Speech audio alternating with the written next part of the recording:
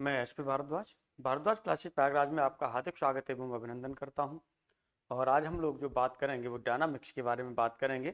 और डायनामिक्स में जो होगा देखेंगे हम लोग कि डायनामिक्स होता क्या है, पहले इस पर बात करेंगे, फिर स्टैटिक्स पर भी बात की जाएगी। तो आइए डायनामिक्स पर हम लोग बात करते हैं। डायनामिक्स डायनामिक्स को हिंदी में बोला जाता है गति विज्ञान। इसको बोला जाता है गति विज्ञान। कहने का मतलब, गति का मतलब ये है कि यहाँ पर आपको गति दे देनी है। कहने का मतलब यानी देखिए, पहले हम लोग बात करते हैं कि डायनामिक्स और स्टैटिक्स में क्या डिफरेंस होता है।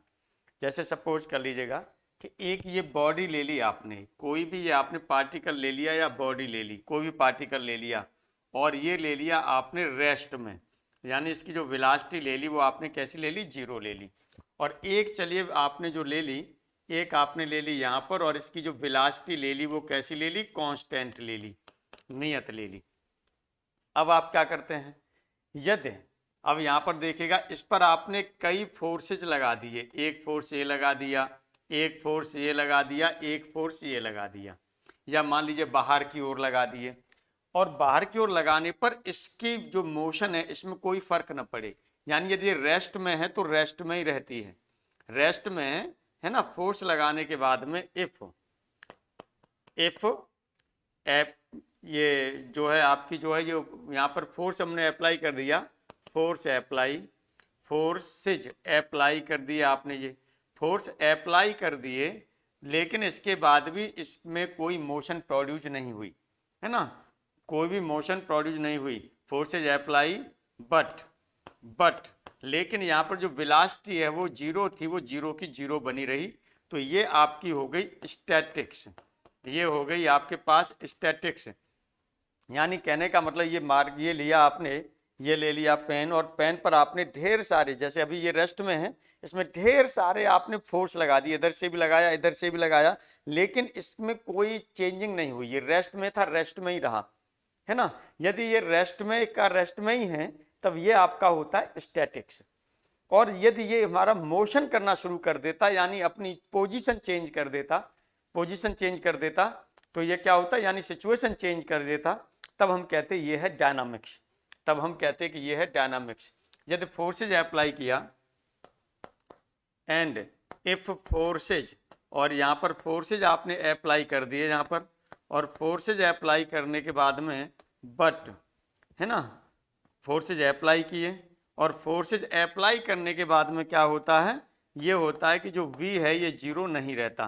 तो ये हो जाता है आपका डायनामिक्स का पार्ट, ये हो जाता है डायनामिक्स का पार्ट। यानी यदि कोई भी बॉडी है उस पर हम कुछ फोर्सेज लगा देते हैं तो उसकी स्थिति जो सिचुएशन है वो चेंज हो जाती है, रेस्ट में है तो वो मोशन में हो जाती है, और यूनिफॉर्म मोशन में है तो या तो उसकी मोशन इंक्रीज कर जाती है या डिक्रीज कर जाती है, और वहां से होकर के हो सकता है रेस्ट में हो जाती है। यानी उसकी मोशन यूनिफॉर्म मोशन है तो वो भी आपकी क्या होगी, चेंज होगी, डायनामिक्स है। तो अब देखिएगा यहाँ पर वेलोसिटी कांस्टेंट है, अब इस पर आपने फोर्स लगा दिए, एक ये फोर्स लगाया, एक ये फोर्स लगाया, एक ये फोर्स लगाया। अब यहाँ पर हमने कहा इफ फोर्सेज अप्लाई, यहाँ पर हमने क्या किया, फोर्सेज अप्लाई, यहाँ से फोर्सेज अप्लाई कर दिए, है ना।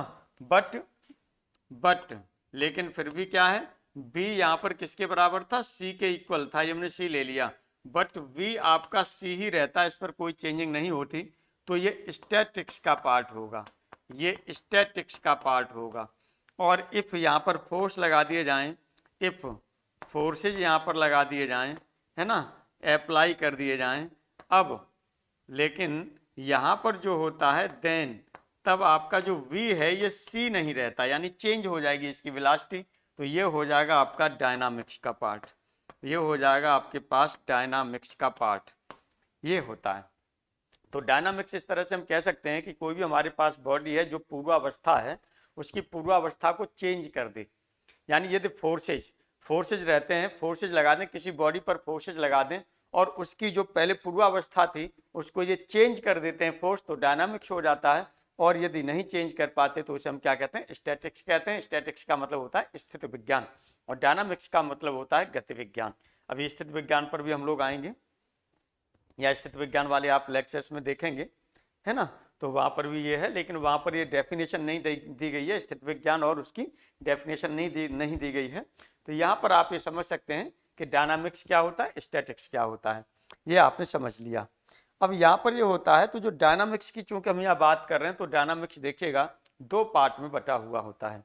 डायनामिक्स जो होता है वो दो पार्ट में बटा हुआ होता है।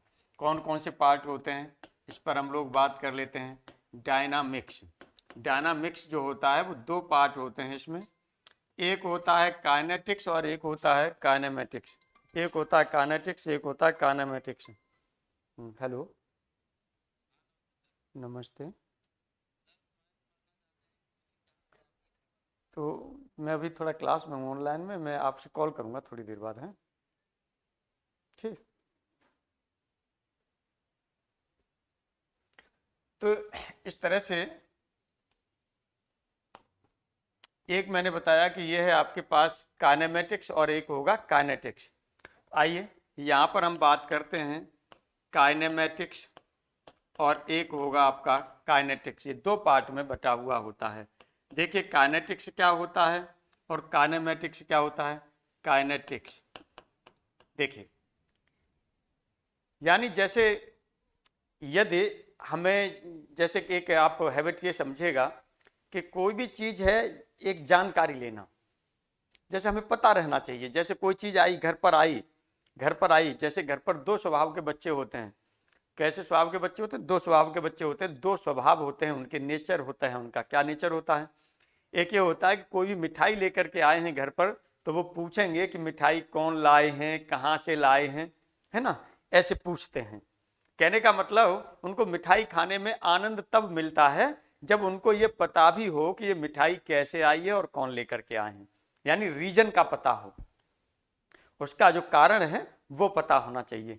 और दूसरे में ये होता है, कुछ ऐसे बच्चे होते हैं कि उन्हें कोई मतलब नहीं कौन लाए हैं क्या लाए, बस उनको मिठाई खाई निकल लिए अपना, है ना। दो तरह के नेचर होते हैं बच्चों में। तो वही नेचर है कि जब हमें विदाउट रीजन की बात की जाए, यानी नो रीजन, हमें ये नहीं मतलब कि क्या है, हमें कोई रीजन न पता हो, है ना, हमें कोई रीजन की जरूरत नहीं है ना। तो जब स्टडी करेंगे, स्टडी का मतलब यहाँ पर जैसे मोशन हुई, किसी भी पार्टिकल में मोशन हुई, और मोशन हुई तो वो किस कारण हो रही है, कौन सा फोर्स काम कर रहा है, क्या नहीं काम कर रहा है, उससे कोई लेना देना नहीं। केवल मोशन से मतलब है कि उसकी यदि मोशन चेंज हुई है, रेस्ट है तो मोशन में आ गया, और यूनिफॉर्म मोशन में था तो उसकी वो मोशन चेंज हो गई, या तो बढ़ गई, है ना, उसकी वेलोसिटी, या फिर आपकी घट गई, या उसकी स्पीड या वेलोसिटी जो है घट गई या बढ़ गई, ये चीज हो जाती है। तो यहाँ पर हम लोग जो बात कर रहे हैं वो किसकी बात कर रहे हैं, नो रीजन की बात कर रहे हैं, कि इसमें जो आपका रहता है कोई रीजन, है ना, इसमें रीजन से कोई मतलब नहीं रहता है। हमें रीजन नहीं पढ़ना कि किस कारण बस ये मोशन में आई है ना बॉडी, या किस कारण बस उसकी मोशन अधिक या कम हुई है। तो ये ऐसी स्टडी हम करेंगे वो काइनेमेटिक्स में होगी। लेकिन जब हमें रीजन का पता करेंगे, तो यहाँ पर विथ रीजन की बात करेंगे, तो ये हमारी जो स्टडी होगी वो किस में होगी, काइनेटिक्स में होगी। ये आपको ध्यान रखना है। तो इस तरह से ये काइनेटिक्स और काइनेमेटिक्स की हम लोग यहाँ पर बात कर रहे थे।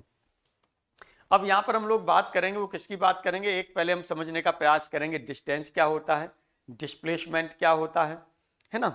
डिस्प्लेस जब हमने वेक्टर बताया था तो वहाँ पर हमने फिजिकल क्वांटिटी आपको बताई थी, फिजिकल क्वांटिटी में एक स्केलर और वेक्टर ये बताया था, तो वेक्टर को यहाँ पर उसी तरह से यूज करेंगे। आइए यहाँ पर अब हम लोग जो बात करते हैं, एक बात करते हैं डिस्टेंस की, हम बात करते हैं यहाँ से डिस्टेंस की, थोड़ा सा समझने का प्रयास करेंगे। यहाँ पर डिस्टेंस एंड डिस्प्लेसमेंट दोनों की यहाँ पर हम लोग बात कर लेंगे। चलिए डिस्टेंस एंड डिस्प्लेसमेंट भी यहीं साथ ही साथ लिख लेते हैं, डिस्टेंस एंड डिस्प्लेसमेंट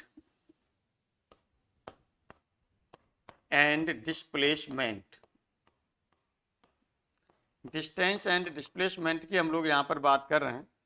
तो यहाँ पर क्या होगा, यहाँ पर देखिएगा, जैसे आपने यहाँ पर ये लिया, कोई भी आपने ये ले लिया, एक इनिशियल स्टेट ले लिया, ये इनिशियल स्टेट में ये ले लिया, कोई भी पार्टिकल यहाँ पर है, जैसे सपोज कर लीजिएगा कि जो भी हैं धार्मिक स्थल रहते हैं, आप घूमने के लिए कहीं जा रहे हैं, सपोज कर लीजिएगा कि जैसे घूमने के लिए कोई किसी ने बता दिया कि ये प्लेस बहुत अच्छा है, वहाँ पर घूम आइए, है ना, राजधानी घूम आइए, दिल्ली घूम आइए, या कह दिया अयोध्या घूम आइए, या और भी कई चीज़ें कही जा सकती हैं, मथुरा वृंदावन घूम आइए, जैसे जगह जगह की चीज़ें कहा जा सकता है आपसे।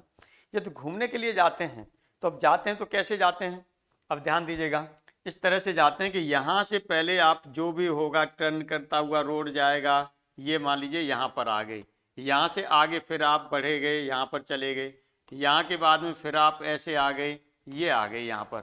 तो यहाँ से यहाँ तक जितनी भी ये लेंथ कवर की गई है बॉडी के द्वारा, ये इनिशियल पॉइंट ले लिया या इनिशियल स्टेट ले लिए, फाइनल स्टेट ले ली, तो इनिशियल स्टेट से फाइनल स्टेट तक जो भी ये आपकी लेंथ कवर की गई है बॉडी के द्वारा, ये कहलाती है डिस्टेंस, ये कहलाती है डिस्टेंस। यानी ये क्या है, आपके पास लेंथ है, ये क्या है, लेंथ कवर्ड। और ये भी टोटल लेंथ कवर्ड की बात करेंगे, यहाँ पर जो होगा ये क्या होगा, total length covered by a body, किसी बॉडी के द्वारा ये कवर किया जाता है, कहाँ से, from initial to final state is known as, इसे क्या बोला जाता है, जो distance is known as distance, इसे डिस्टेंस बोला जाता है। अब देखिएगा यहाँ पर ध्यान दीजिएगा, डिस्टेंस बोला जाता है। अब यहाँ पर हम लोग बात करेंगे डिस्प्लेसमेंट की। डिस्प्लेसमेंट क्या होता है, तो इनिशियल स्टेट से लेकर के फाइनल स्टेट तक जहाँ तक ये था, ये तो आपकी क्या हो गई, डिस्टेंस हो गई, ये लेंथ थी। अब डिस्प्लेसमेंट क्या होता है, इनिशियल स्टेट और फाइनल स्टेट के बीच में जो मिनिमम डिस्टेंस होगी, जो मिनिमम हम कहें कि कम से कम, यानी इससे छोटा और कुछ नहीं हो सकता, जो मिनिमम डिस्टेंस होती है उसे कहा जाता है डिस्प्लेसमेंट। तो इनिशियल से फाइनल के लिए जाते हैं तो ये आपका हो जाता है। अब इसमें देखेंगे, इसमें एक फिक्स डायरेक्शन हो जाती है, ये क्या हो जाती है, फिक्स डायरेक्शन हो जाती है। तो इस तरह से जो ये होता है, ये आपके पास क्या होता है, डिस्प्लेसमेंट होता है। अब इसमें फिक्स डायरेक्शन है तो इसका मतलब ये हो जाएगा वेक्टर। अब आप देखेंगे एक डायरेक्शन, पर्टिकुलर डायरेक्शन है इसमें ये पर्टिकुलर डायरेक्शन है। यदि यहाँ से भी डायरेक्शन थोड़ी सी चेंज होगी तो फाइनल नहीं मिलेगा। यदि यहाँ से लेकर के इस डायरेक्शन से थोड़ा सा ऊपर कर दीजिए तो ये इधर निकल जाएगा, एफ पर नहीं जाएगा, नीचे हो जाए तो नीचे निकल जाएगा, वहां नहीं जाएगा। तो एक पर्टिकुलर डायरेक्शन में ही जब ये जाएगा तभी एफ पर पहुंचेगा, अदरवाइज नहीं पहुंचेगा, क्योंकि मिनिमम डिस्टेंस की बात की जा रही है। तो ये मिनिमम डिस्टेंस है और इसमें एक डायरेक्शन हो जाती है, तो इसे कहते हैं डिस्प्लेसमेंट। अब हम कहेंगे कि डिस्टेंस में कोई डायरेक्शन होती है या नहीं होती है, इनफाइनाइट डायरेक्शंस होती हैं। डिस्टेंस में भी हम लोग बात करें तो कितनी डायरेक्शंस होती हैं, इनफाइनाइट डायरेक्शंस होती हैं। क्यों, क्योंकि हम जानते हैं कि जब कोई भी पॉइंट उस पर टेंजेंट लाइन ड्रॉ कर दें, यहाँ पर टेंजेंट लाइन ड्रॉ करें तो ये डायरेक्शन उस पॉइंट पर डायरेक्शन को ही तो शो करेगी, पार्टिकल को। इस तरह से आप देखेंगे तो इनफाइनाइट डायरेक्शंस हो जाती हैं, लेकिन डायरेक्शंस तो इनफाइनाइट, लेकिन एक पर्टिकुलर डायरेक्शन नहीं है। हम यहाँ पर जो बात कर रहे हैं वेक्टर, और वहां पर हमने स्केलर को जो डिफाइन किया था, हमने आपसे यही कहा था कि एक पर्टिकुलर डायरेक्शन और नॉट ए पर्टिकुलर डायरेक्शन। तो इसके पास एक पर्टिकुलर डायरेक्शन नहीं है, डायरेक्शन तो ढेर सारी हैं लेकिन पर्टिकुलर डायरेक्शन नहीं है। इसीलिए ये ऊपर जो हम कहते हैं इसे डिस्टेंस को कहते हैं, वो कैसी हो जाती है, ये स्केलर क्वांटिटी होती है, और डिस्प्लेसमेंट होता है, ये आपका क्या होता है, वेक्टर क्वांटिटी होता है। ये आपको ध्यान रखना है। अब यहाँ पर हम लोग जो बात करते हैं वो बात करेंगे किसकी, जो है ये हमने डिस्टेंस और डिस्प्लेसमेंट को समझने का प्रयास किया है। अब डिस्प्लेसमेंट की जब हम बात करते हैं तो आप वेक्टर के फॉर्म में ले जाते हैं तो सीधी सी बात है, वो एक तरह से डिस्प्लेसमेंट और वही चीज़ों को शो करेगा। दो पॉइंट के बीच को वो लिया जाएगा, दो पॉइंट कोई से ले लेंगे, है ना, और वहाँ पर कोई भी लाइन ड्रॉ करेंगे तो वो डिस्प्लेसमेंट को ही शो करेगा। अब यहाँ पर हम लोग जो बात करते हैं, ये बात करते हैं वेलोसिटी की, या इसे वेलोसिटी बोल देते हैं कुछ लोग, वेलोसिटी या वेलोसिटी बोल देते हैं कुछ लोग। आइए हम लोग यहाँ पर बात करते हैं वेलोसिटी। हिंदी में क्या बोला जाता है, इसे वेग बोला जाता है, हिंदी में इसे वेग बोला जाता है। और यहाँ पर देखिएगा, पीछे ध्यान दीजिएगा, जो ये डिस्टेंस होती है इसे दूरी बोला जाता है, हिंदी में इसे दूरी बोला जाता है। और जो डिस्प्लेसमेंट होता है इसे बोला जाता है विस्थापन, इसे बोला जाता है विस्थापन, ये हिंदी में विस्थापन बोला जाता है। अब यहाँ पर हम वेग की बात कर रहे हैं, ये वेग क्या होता है। तो वेग के लिए देखिएगा यहाँ पर जो हमने लिया, जैसे विस्थापन था हमारे पास, अब इस विस्थापन का टाइम के साथ में जो चेंजिंग होगा, द रेट ऑफ चेंज या time rate of change of the जो है डिस्प्लेसमेंट इज नोन एज हम क्या कहेंगे उसे, वेलोसिटी कहते हैं। या हम कहते हैं कि वेलोसिटी में जो कहते थे, वेग में क्या कहते थे, एकांक समय में जो विस्थापन होता था किसी वस्तु के एकांक समय में विस्थापन को है, या 1 सेकंड में होने वाले विस्थापन को क्या कहते थे, वहां पर वेग कहते थे। इस तरह से आप डिनोट करते थे। तो यहाँ पर लिखेंगे the rate of change of displacement, यहाँ पर ये होगा द रेट ऑफ चेंज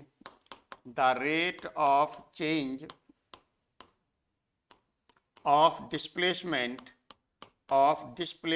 यानी जो विस्थापन का जो रेट ऑफ चेंज होगा, डिस्प्लेसमेंट विस्थापन का जो रेट होगा चेंज होने का, विद रेस्पेक्ट टू टाइम, ठीक है। या आप लिख लीजिएगा डिस्प्लेसमेंट विद रेस्पेक्ट टू, या डिस्प्लेसमेंट ये ले लीजिए ऑफ ए मूविंग पार्टिकल।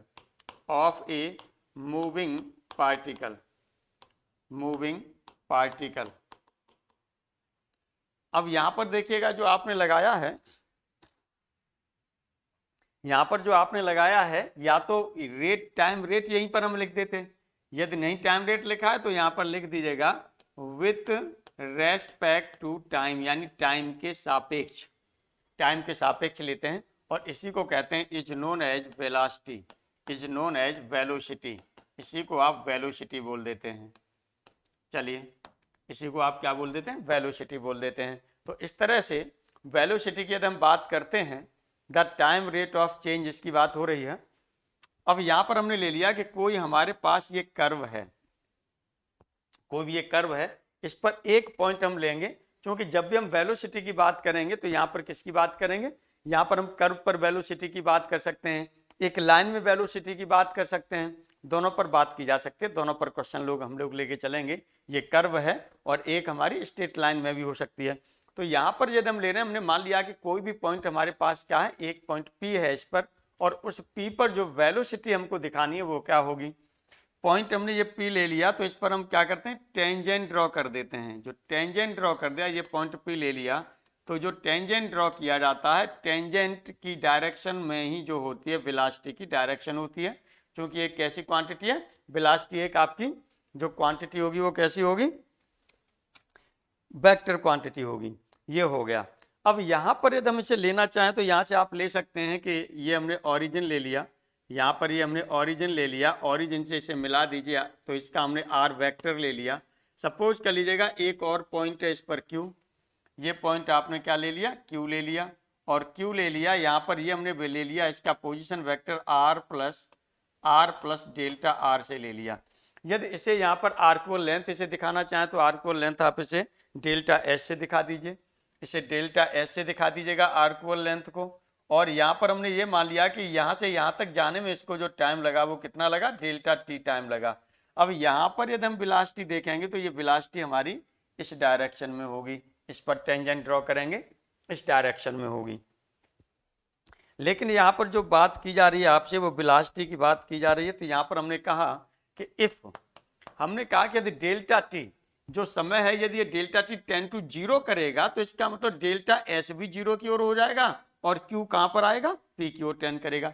यदि डेल्टा T 0 की ओर टेंड करेगा तो निश्चित रूप से डेल्टा S भी 0 की ओर टेंड करेगा, और Q कहाँ टेंड करेगा, P की ओर टेंड करेगा। ये हम लोग जानते हैं। तो आइए यहाँ पर हम लोग बात करते हैं, if delta T tend to 0, if delta T tend to 0, then delta S tend to 0, तब डेल्टा S भी 0 की ओर टेंड करेगा, एंड और जो Q करेगा ये किसकी ओर टेंड करेगा, P की ओर।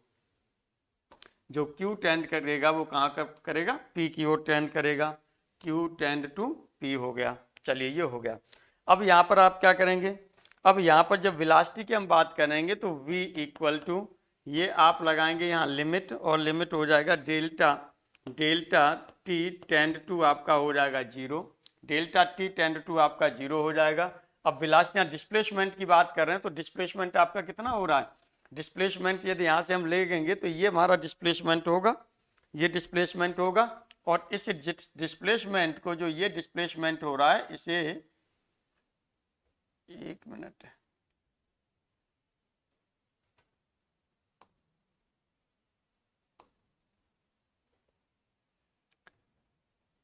ये डिस्प्लेसमेंट होगा, तो इसको मैं दोबारा उसको लिख दे रहा हूँ, अलग कलर से लिख दे रहा हूँ।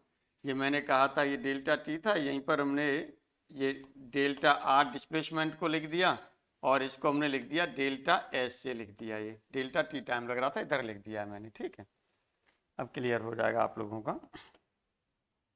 आइए, ये लिख दिया हमने, तो delta T tend to zero जब आपका हो रहा है तो ये क्या हो जाएगा, डिस्प्लेसमेंट जो हो रहा है वो डेल आर, चूंकि इसका position vector r plus delta r था, इसमें से आप आर को सब्ट्रैक्ट करेंगे, यानी ये डेल्टा आर है, ये डिस्प्लेसमेंट है, अपॉन ये हो गया डेल्टा टी।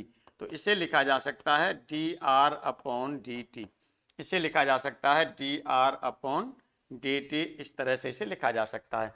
तो ये क्या होती है, आपकी वेलोसिटी होती है। अब इसके मैग्नीट्यूड की बात करें तो, मैग्नीट्यूड की बात करें तो चूंकि वेक्टर है तो वेक्टर में हमारा क्या होता है, एक डायरेक्शन होती है और एक मैग्नीट्यूड होता है। तो इसकी जो मैग्नीट्यूड होगा वो क्या होगा आपका, ये मोड ले लेंगे, इसका हम क्या ले लेंगे, मोड ले लेंगे। तो यहाँ पर हमने कहा कि मैग्नीट्यूड ऑफ v हमने लिख दिया, तो इसे आप मोड ऑफ v से डिनोट कर देते हैं, या किससे डिनोट करते हैं, v से डिनोट करते हैं, और इसको बोला जाता है, वो स्पीड बोला जाता है। इसे क्या बोला जाता है, स्पीड बोला जाता है। स्पीड ऑफ पार्टिकल लिख लीजिएगा, स्पीड ऑफ पार्टिकल लिख लीजिए, तो स्पीड ऑफ पार्टिकल लिख लीजिएगा, या स्पीड ऑफ बॉडी लिख लीजिएगा, जो पहले लिखा होगा पार्टिकल लिखा है तो पार्टिकल लिख लीजिएगा, बॉडी लिखा होता तो बॉडी लिख लेते, जो भी आपका लिखा होता वो लिख लेते। ये आपकी स्पीड हो गई इस तरह से। अब यहाँ पर हम लोग ये बात कर रहे हैं कि इफ हमने ये कहा आपसे कि आर वेक्टर है, और आर वेक्टर को हमने किससे डिनोट कर दिया, चूंकि पोजीशन वेक्टर होगा तो इसे हम एक्स आई प्लस वाई जे प्लस जेड के फॉर्म में लिख देते हैं। तो यहाँ पर हमने लिख दिया एक्स आई प्लस वाई जे और प्लस जेड के, ये लिख दिया हमने। अब यहाँ से हम क्या करना चाहें, अब यहाँ से यदि हम लेना चाहें कि v की वेलोसिटी ये v वेलोसिटी लेना चाहें, देन तब ये v आपका क्या हो जाएगा भाई, ये क्या होगा, ये d are upon D T होता है, तो टी के रेस्पेक्ट में डिफ्रेंशिएट करेंगे पूरे को, तो ये आप लिखेंगे D are upon D T equal to, ये हो जाएगा D X upon D T I unit vector plus D Y upon D T J unit vector और plus D Z upon D T K unit vector, ये आप इसे लिखेंगे। तो इस तरह से ये हो गया। अब यहाँ से एक चीज़ आप ध्यान दीजिएगा कि यहाँ पर जो ये x, ये D X upon D T हो गया, D X upon D T हो गया, ये आपका वेलोसिटी का कंपोनेंट है, कौन सा, x कंपोनेंट कहें या एलोंग x डायरेक्शन कहें, ठीक है। तो यहाँ पर हम कहेंगे ये क्या है, कंपोनेंट है, ये है आपका पास कंपोनेंट, ये है कंपोनेंट ऑफ v यानी वेलोसिटी का कंपोनेंट है, ठीक है, या कंपोनेंट और रिजॉल्व पार्ट भी बोला जाता है, इसी के अलग अलग न लिख के मैं एक ही में लिख दे रहा हूँ, कंपोनेंट और रिजॉल्व्ड पार्ट, रिजॉल्व्ड पार्ट, ये रिजॉल्व्ड पार्ट होता है, और किसका होता है ये, ऑफ v का, ऑफ v का, कहाँ पर, इन x डायरेक्शन लिख दें, या एलोंग x एक्सिस, यानी x एक्सिस की दिशा में, या हम इसे क्या लिख सकते हैं, और यहाँ लिखना चाहें तो इन x डायरेक्शन ये भी लिख सकते हैं, इन x डायरेक्शन ये भी लिख सकते हैं, ये है। इसी तरह से ये आपका किस में होगा, ये इन y डायरेक्शन में होगा, ये इन y डायरेक्शन में होगा, और इसी तरह से ये जो आपका होगा ये किस में होगा, इन z डायरेक्शन में होगा, इन z डायरेक्शन में होगा, ये हम इसे लिख सकते हैं। आइए, अब यहाँ पर हम जानते हैं कि यदि किसी वेक्टर का मैग्नीट्यूड लिया जाता है तो रिजल्टेंट वेलोसिटी हमको मिलेगी, या मैग्नीट्यूड लेंगे तो मैग्नीट्यूड आपका क्या होगा। अब एक चीज और ध्यान रखिएगा, D X upon D t, D X upon D T यदि ये पॉजिटिव होता है, यहीं पर D X upon D T positive होता है, तब इसे क्या करेंगे, अब मैं इसे अलग लिख देता हूँ क्योंकि इम्पोर्टेंट है, कभी पूछा जा सकता है उसमें दे करके। अब यहाँ पर हमने कहा कि यदि dx अपॉन dt आपने ले लिया और ये कहा कि पॉजिटिव है, तो इसका मतलब है कि समय के साथ साथ आपका क्या हो रहा है, x इंक्रीज हो रहा है। तो आप कहेंगे एज x इंक्रीजेज, यानी जब x इंक्रीज हो रहा होगा समय के साथ साथ तब ये पॉजिटिव होगा, और ये वैल्यू नेगेटिव होगी ये तब होगी जब एज x डिक्रीजेज। जब x डिक्रीजेज करेगा यानी घटेगा, यानी डिस्प्लेसमेंट घट रहा होगा, है ना, तब ये क्या हो जाएगा आपका, तब ये आपका जो है घट रहा होगा, तो ये हो जाएगा आपका डिक्रीज करेगा, तो ये नेगेटिव हो जाएगी वेलोसिटी। और यदि इंक्रीज कर रहा होगा तो x क्या हो जाएगा, पॉजिटिव हो जाएगी। सेम यही कंडीशन आपका y के साथ में होता है, सेम यही कंडीशन y के साथ में होता है। तो इस तरह से v और या मोड ऑफ v की हम बात करते हैं, यानी इसकी स्पीड की बात करते हैं, तो ये आपका क्या हो जाता है, ये वेक्टर में आपने पढ़ा था, तो dx अपॉन dt का होल स्क्वायर हो जाएगा। वेक्टर में आपने पढ़ा है ये भाई, i के गुणांक का स्क्वायर प्लस j के गुणांक का स्क्वायर प्लस k के गुणांक का स्क्वायर और उसका अंडर रूट ले लेते हैं, तो ये हो जाएगा आपके पास dy अपॉन dt का होल स्क्वायर प्लस ये हो जाएगा dz अपॉन dt इसका होल स्क्वायर। इस तरह से ये आपके पास हो जाएगा, इस तरह से ये आपके पास हो जाएगा। अब देखिएगा यहाँ पर अब हम लोग जो बात करते हैं, ये वेलोसिटी हमने ले लिया। अब वेलोसिटी के लिए जो हमने लिया था वो क्या लिया था आपने, dr अपॉन dt की बात कही थी। तो dr अपॉन dt को हम क्या और लिख सकते हैं, इस फॉर्म में भी आप ध्यान रखिएगा। आप dr अपॉन dt को और क्या लिख सकते हैं ये भी ध्यान रखिएगा।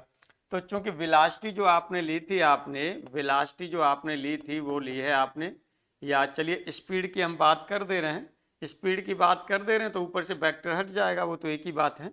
v इक्वल टू आपने ये dr अपॉन dt ले लिया। अब यहाँ पर हम क्या करेंगे, ये हम जानते हैं वेलोसिटी dr अपॉन dt होती है। अब dr अपॉन dt यदि इसे हम किसके फॉर्म में कन्वर्ट करना चाहें, क्योंकि dr अपॉन dt जो वेलोसिटी हमने ये ली है, ये वेलोसिटी ली है, अब आगे जो हम लोग बात करेंगे तो इसे जो है आप कन्वर्ट करने के लिए एक आप ऐसा करिए, या चलिए dr अपॉन dt अभी ऐसे ही रहने दीजिए, है ना, कन्वर्जन यहाँ पर लेंगे तो मतलब परिवर्तन के तरीके से वो d वैसे वही रिप्रेजेंट करेगा उसे, अब उस फॉर्म में मैं नहीं लिख रहा हूँ, जैसे ऊपर कहते हैं ना विस्थापन में परिवर्तन बटे समय अंतराल, है ना, या आप यहाँ पर जो है यहाँ पर आप लिखते हैं चेंज इन डिस्प्लेसमेंट, है ना, चेंज इन डिस्प्लेसमेंट, चलिए लिख ही दे रहा हूँ, डिस्प्लेसमेंट और अपॉन आप क्या करते हैं टाइम इंटरवल, यहाँ पर लेते हैं टाइम इंटरवल, जिस टाइम इंटरवल में ये चेंज होता है वो आप लिख देते हैं। इसके बाद हम लोग जो बात करेंगे वो किस पर बात करेंगे, एक्सीलरेशन पर बात करेंगे। इसके बाद जो हम लोग बात करेंगे वो एक्सीलरेशन पर बात करेंगे।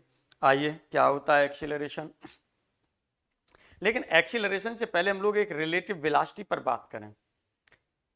एक्सीलरेशन से पहले हम लोग किस पर बात करेंगे, रिलेटिव वेलोसिटी पर बात करते हैं, तब एक्सीलरेशन की ओर आगे बढ़ते हैं। देखिए रिलेटिव वेलोसिटी आपकी क्या होती है, यानी सापेक्षिक वेग या आपेक्षिक वेग बोला जाता है। रिलेटिव वेलोसिटी, रिलेटिव वेलोसिटी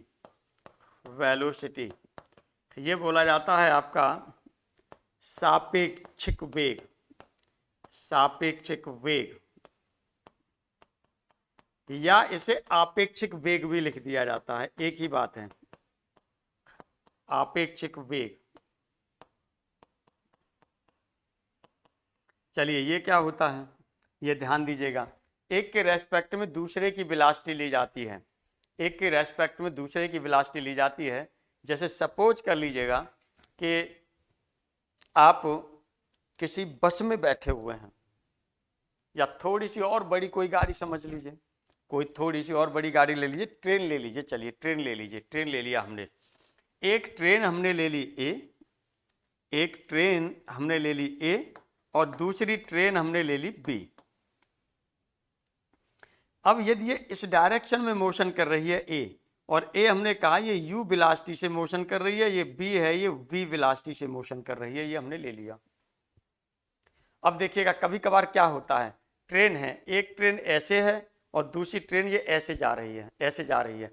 जब ऐसे जा रही है तो देखिएगा इसकी थोड़ी सी स्पीड, अब मान लीजिए ट्रेन की लंबाई है वो 1 किलोमीटर की लंबाई है अप्रोक्सीमेटली, दोनों ट्रेन की लंबाई 1 किलोमीटर की लंबाई है। और जब इनकी स्पीड में डिफरेंस है वो कितना है, इसकी स्पीड में दोनों में डिफरेंस आपने मान लिया कि ये 20 किलोमीटर प्रति घंटा से चल रही है, ये 21 किलोमीटर प्रति घंटा से चल रही है। अब ये इसे पूरे को पार करेगी, 1 किलोमीटर की लंबाई है तो कितने देर में पार करेगी, 1 घंटा में पार करेगी, 1 घंटे में पार करेगी, है ना। 1 किलोमीटर ही तो इनके दोनों के बीच डिफरेंस हो रहा है और 1 किलोमीटर की वो है, तो 1 घंटे में पार करेगी। जीव भी आ जाता है कि यार पता नहीं कि ये हमारी ट्रेन को या तो आगे बढ़ा ले या पीछे कर ले, हालांकि 21 किलोमीटर प्रति घंटा की चाल से ये ट्रेन चल रही थी, है ना।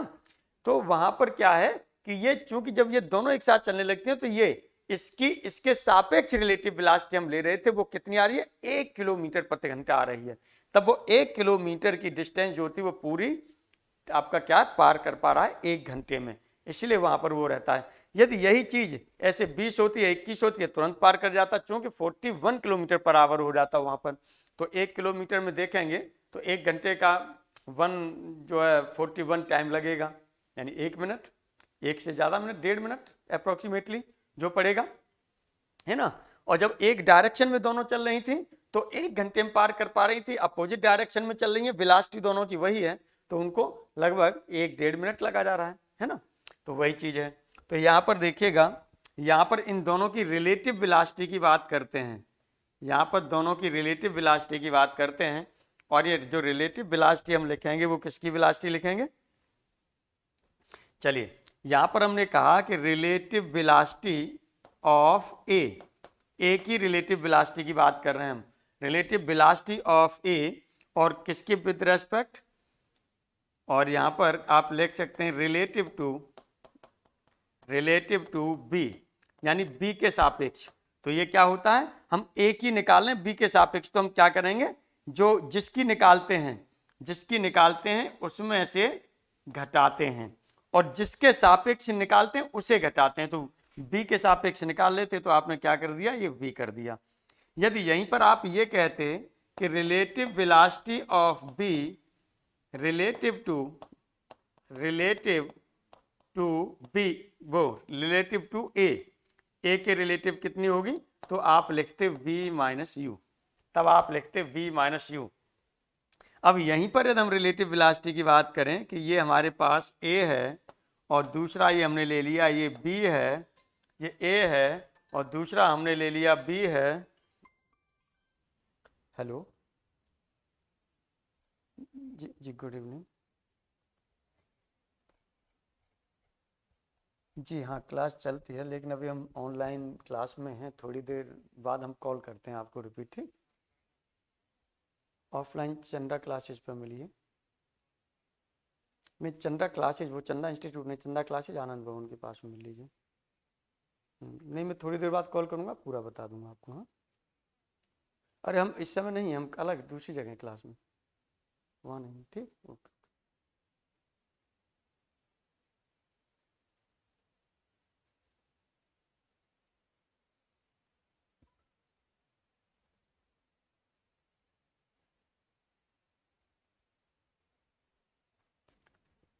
अब यहाँ पर हम लोग जो बात करेंगे ए और बी पर हम बात कर रहे हैं। यदि यहाँ पर हमने कहा कि ये यू वेलोसिटी है ना, और इन दोनों की अपोजिट वेलोसिटी की हम बात कर रहे हैं, और मान लीजिए ये ऐसे आ रहा है और बी को हम उधर से ले लेते हैं, बी को हम इधर से ले लेते हैं,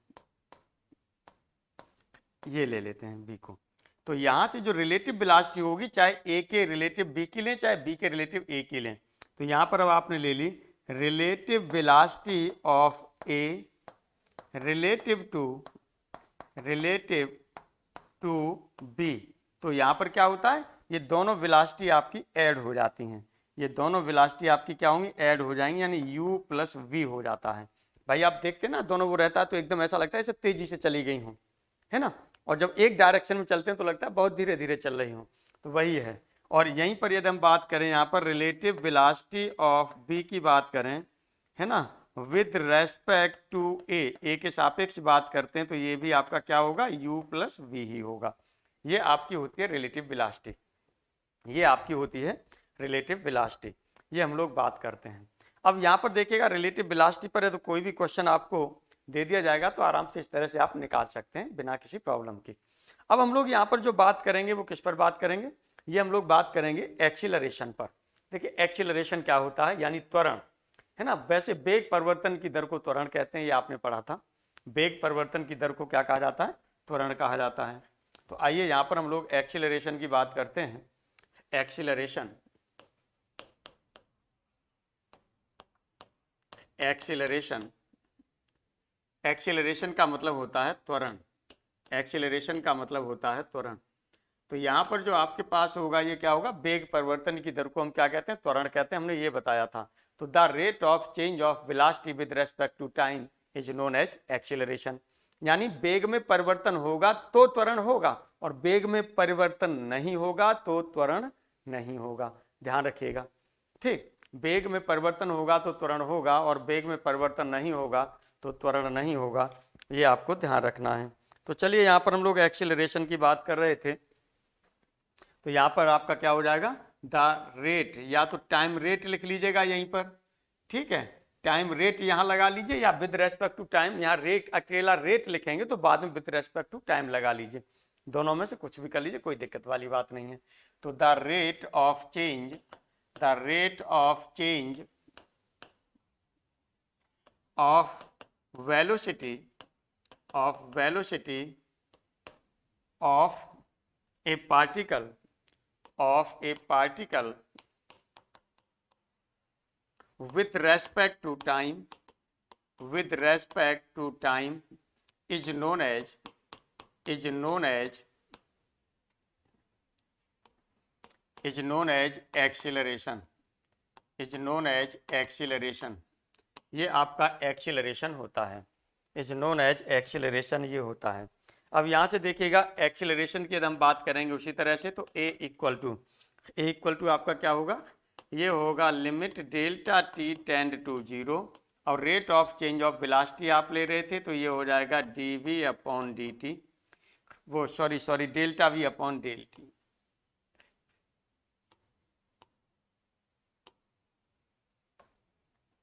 डेल्टा वी अपॉन क्या हो जाएगा, डेल्टा टी, और ये जब आप लिखेंगे तो ये हो जाता है आपका d we upon D t, d we upon D t ये हो जाता है। और यदि इसे लिखना चाहें तो ये एक्सीलरेशन इक्वल टू ये d we upon D t है आपका, इक्वल टू और लिखेंगे तो ये d two r upon D T square, ये भी आप लिख सकते हैं, क्योंकि v की वैल्यू होती है वो क्या होती है, D R upon D T होती है, D R upon D T होती है। और यदि इसे लिखना चाहें तो a इक्वल टू ये हो जाएगा आपके पास D two X upon D T square I unit vector plus D two Y upon D T square J unit vector plus D two Z upon D T square K unit vector, ये लिखना है आपको।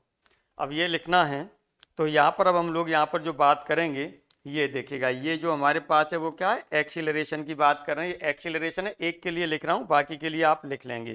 तो ये है आपके पास acceleration है, ये एक्सीलरेशन है ये, और एलोंग एक्स एक्सिस, एक्सीलरेशन है एलोंग एक्स एक्सिस। लेकिन देखिएगा ये एक आपका क्या होता है, पॉजिटिव होता है और एक नेगेटिव होता है, जैसे पीछे लिया था मैंने। तो ये हमने कहा कि ये पॉजिटिव है, ये पॉजिटिव है, ये कब होगा, इन the direction of x, in the direction of x increasing, यानी x की डायरेक्शन में यदि बढ़ रहा होगा, x की डायरेक्शन में यदि बढ़ रहा होगा, ये हमने ले लिया x की डायरेक्शन में हम बढ़ेगा तो यहाँ पर ऑफ x ये ले लिया, इन the direction of x increasing, increasing, चलिए x आपका इंक्रीज कर रहा है ना, x इंक्रीज कर रहा है किसकी डायरेक्शन में, जो भी डायरेक्शन आपका एक्सीलरेशन में ले रहे होंगे, यार x इंक्रीज कर रहा है तो ये पॉजिटिव होगा, ये समझिएगा। दूसरा आपका क्या हो जाएगा, नेगेटिव होगा, और नेगेटिव होगा कब, जब x आपका क्या होगा, डिक्रीजेस, जब x डिक्रीजेस करेगा, x डिक्रीजेस करेगा तो आपका क्या हो जाएगा, पॉजिटिव, ये नेगेटिव हो जाएगा एक्सीलरेशन। ऐसे ये आपका क्या होगा, बाई डायरेक्शन में होगा, ये जेड डायरेक्शन में होगा। लेकिन एक्सीलरेशन जब हम इसका रिजल्टेंट एक्सीलरेशन निकालते हैं यानी मोड ऑफ ये हमने ले लिया, तो ये आपका कितना हो जाएगा, ये होता है आपके पास d2x upon D T square plus d2y upon D T square plus d2z upon D T square, ये आपके पास होता है, ये आपके पास होता है एक्सीलरेशन। अब यहाँ पर देखिएगा जो आपने भी लिया था वैसे a इक्वल टू आपने क्या लिया है, d we upon D t लिया है। देखिए ये भी यूज होगा अक्सर। यहाँ पर आपने क्या किया, डी एस से ऊपर नीचे मल्टीप्लाई कर दिया, तो ये आपने कर दिया डी वी अपॉन ये डी एस कर दिया। एस का मतलब यहाँ पर क्या है, या आर आप लिख सकते हैं, एस की जगह पर आर भी लिख सकते हैं। डी वी अपॉन, चूंकि आर और एस को डिस्प्लेसमेंट के ही फॉर्म में आप दिखाते हैं, लीजिए आपने आर लिखा है तो यहाँ पर हमने आर ले लिया, d we upon d r हो गया, और इनटू ये d are upon D t आप कर सकते हैं। डी आर का ऊपर नीचे मल्टीप्लाई कर दिया तो A equal to D are upon D T को आप लिख सकते हैं वी, और ये हो जाएगा D we upon d r हो जाएगा। यदि इसी को हमने कहा कि एस के फॉर्म में करेंगे तो भाई जैसे डिस्टेंस है, अब आपने डिस्टेंस जो डिस्प्लेसमेंट लिया वो एक्स के फॉर्म में लिया है या एस के फॉर्म में ले लेते हैं, तो उसमें भी कोई प्रॉब्लम वाली बात नहीं है। ये आप करेंगे v और ये हो जाएगा D we upon d s. यहाँ पर s आपका डिस्प्लेसमेंट की तरह से ही होगा, ठीक है। ये चीज़ आपको ध्यान रखनी है, ये चीज़ आपको यहाँ पर ध्यान रखनी है। अब देखिएगा इसके लिए हम लोग जो यहाँ बात करेंगे, एग्जाम्पल पर बात कर लेते हैं, एक दो एग्जाम्पल इन चीज़ों पर हम लोग लेके समझ लेते हैं, फिर आगे हम लोग बात करते हैं। चलिए एग्जाम्पल पर हम लोग ले लेते हैं। यहाँ पर हम एग्जाम्पल ले रहे हैं, यहाँ पर हमने ये कहा कि फॉर एग्जाम्पल एक क्वेश्चन हम लोग यहाँ पर ले रहे हैं। एक एग्जाम्पल हमने ले लिया कि कोई पार्टिकल है, कोई पार्टिकल है, तो हमने कहा कि एक पार्टिकल है, वैसे ही मैं लिख दे रहा हूँ, पार्टिकल है और ये मूविंग पार्टिकल, हम कह रहे हैं कि मूव कर रहा है। मूव करेगा तो किसी डायरेक्शन में मूव करेगा, मूव करेगा तो ये क्या करेगा, किसी डायरेक्शन में मूव करेगा और किसी वेलोसिटी के साथ मूव करेगा। तो हमने कहा कि ये मूविंग विथ वेलोसिटी या विथ वेलोसिटी, जो वेलोसिटी आपने ले ली वो क्या ले ली, कैपिटल वी ले ली। आपने क्या ले ली, जो वेलोसिटी ले ली वो कैपिटल वी ले ली आपने, कैपिटल वी के साथ में ये कर रहा है, और हमने बता दिया किस पर, एक लाइन पर कर रहा है, लीनियर मोशन कर रहा है। तो यहाँ पर हमने लिख दिया ऑन ए लाइन। अब लाइन पर कर रहा है सच दैट, यानी सच दैट मतलब कोई एक रूल फॉलो कर रहा है इस तरह से, यानी सच दैट, ये हमने ले लिया यहाँ से कि सच दैट, ये हमने लिया कि v स्क्वायर इक्वल टू, अब कोई भी वैल्यू यहाँ ले लीजिए, s के फॉर्म में ले लेते हैं हम, r के फॉर्म में ले लेते हैं या s के फॉर्म में ले लेते हैं, तो v स्क्वायर इक्वल टू, चलिए हमने 2s square plus 4s plus 5 ले लिया, 2s स्क्वायर प्लस 4s और प्लस 5 ले लिया, ये ले लिया। अब यहाँ से हमें क्या करना है, देन तब हमें यहाँ से फाइंड करना है, क्या फाइंड करना है, एक्सेलरेशन फाइंड करना है। और एक्सेलरेशन फाइंड करेंगे तो किस पर टाइम पास करेंगे, s इक्वल टू 4 पर। तो हमने यहाँ पर निकालना है कि एक्सेलरेशन हमें फाइंड करना है एट s इक्वल टू 4 पर, ये कितना होगा, एट s इक्वल टू 4 पर जो एक्सेलरेशन है वो कितना होगा, ये हमें निकालना है। या ऐसे ऐसे लिख दीजिएगा, यहाँ से चूंकि इक्वल और वैसे एक साथ दिखाई दे रहे हैं, यहाँ पर आप लिखाएंगे ये एट s इक्वल टू 4, इस पर जो एक्सीलरेशन है वो कितना होगा, ये आपको फाइंड करना है। तो ये फाइंड करने के लिए अब आप समझ जाइएगा, यहाँ पर जो s दिया है t के रूप में नहीं दिया है ये फंक्शन, ये वेलोसिटी दे दिया, लेकिन s जो होता है वो क्या होता है, डिस्प्लेसमेंट के फॉर्म में होता है। ये s है और यहाँ पर जो ये है ये 5 है, ये ध्यान दीजिएगा दोनों के सिंबल में। अब यहाँ पर हमने क्या लिया, यहाँ पर जो यदि इसके सॉल्यूशन की बात करते हैं तो v square equal to 2s square plus 4s और प्लस आपका क्या होगा 5, ये हो गया। अब यहाँ से देखिएगा हम इसको डिफरेंशिएट करें तो ये हो जाएगा 2s के रेस्पेक्ट में डिफरेंशिएट करें तो v हो जाएगा और dv अपॉन हो जाएगा ds और इक्वल टू यहाँ से हो जाएगा 4s हो जाएगा और प्लस कितना हो जाएगा, ये 4 हो जाएगा। अब देखिएगा यहाँ से 2 को इधर ट्रांसफर कर दीजिए तो ये हो जाएगा v dv अपॉन ds, यही आपका एक्सीलरेशन था, यही पीछे आपने एक्सीलरेशन पढ़ा है। तो ये हो जाएगा 4s अपॉन 4 और अपॉन कितना हो जाएगा 2, ये हो गया। अब किस पर निकालना है हमको, ये एक्सीलरेशन है अब ये हमें लेना है at x at s equal to 4 पर, एट एस इक्वल टू 4 पर लेना है। तो एट एस इक्वल टू 4 पर हम लेंगे तो ये एक्सीलरेशन जो है आपका, या आप इसे v d we upon d s भी आपने नोट किया था, ये कितना हो जाएगा, ये हो जाएगा 4 इंटू और ये होगा 4 प्लस हो जाएगा 4 अपॉन होगा 2, तो ऊपर कितना हो जाएगा 20 अपॉन 2, इसका मतलब हो जाएगा ये 10 यूनिट। जो भी इसका यूनिट होगा वो यूनिट आप ले लेंगे। चलिए एक ये एग्जाम्पल ले लिया, और इस पर हम एक एग्जाम्पल लेना चाहें तो एक एग्जाम्पल और ले लेते हैं, उसे ले लेते हैं टी के फॉर्म में, उसे ले लेते हैं टी के फॉर्म में। तो टी के फॉर्म में चलिए एग्जाम्पल सेकंड हम यहाँ पर बात कर ले रहे हैं, यहीं पर बात कर ले रहे हैं। यहाँ पर हम कह रहे हैं कि कोई एक पार्टिकल है, ए पार्टिकल मूव्स, कोई आपके पास एक पार्टिकल है, ये मूव्स कर रहा है एक लाइन में, इन ए लाइन, एक लाइन में मूव कर रहा है, और अकॉर्डिंग टू हमने मान लिया कि एक रिलेशन है या इक्वेशन है, अकॉर्डिंग टू इक्वेशन। अब जो इक्वेशन हमने ले ली वो इक्वेशन किसके फॉर्म में दी गई है, x equal to 4t cube दे दिया गया है, प्लस 2t और प्लस 5 ये दे दिया है। और यहाँ पर कह दिया है कि जो x है वो किस में, इन मीटर में है, x जो आपको दिया है वो किस में दिया है, मीटर में दे दिया है, एंड और जो t दिया है वो किस में दिया है, सेकंड में दे दिया है। चलिए तब यहाँ पर ये सेकंड में दिया है, तब आपको जो निकालना है वो क्या निकालना है, एवरेज एक्सीलरेशन आपको फाइंड करना है कि क्या होगा, एवरेज एक्सीलरेशन फाइंड करना है क्या होगा, और वो भी कितने में, 4th सेकंड में। या इसको ऐसे लिख लीजिएगा, ये कितना है किसमें, इन 4th सेकंड, यानी चौथे सेकंड में आपको निकालना है। चौथे सेकंड का मतलब क्या होगा, चौथे के लास्ट में कितना एक्सीलरेशन है, और चौथे से पहले यानी 3 का लास्ट और चौथे सेकंड से पहले एक्सीलरेशन कितना है, दोनों को जोड़ दिया जाए और उसको 2 से क्या कर दिया जाए, भाग दे दिया जाए, है ना, इस तरह की चीजें हैं। चलिए आइए यहाँ पर हम लोग बात करते हैं।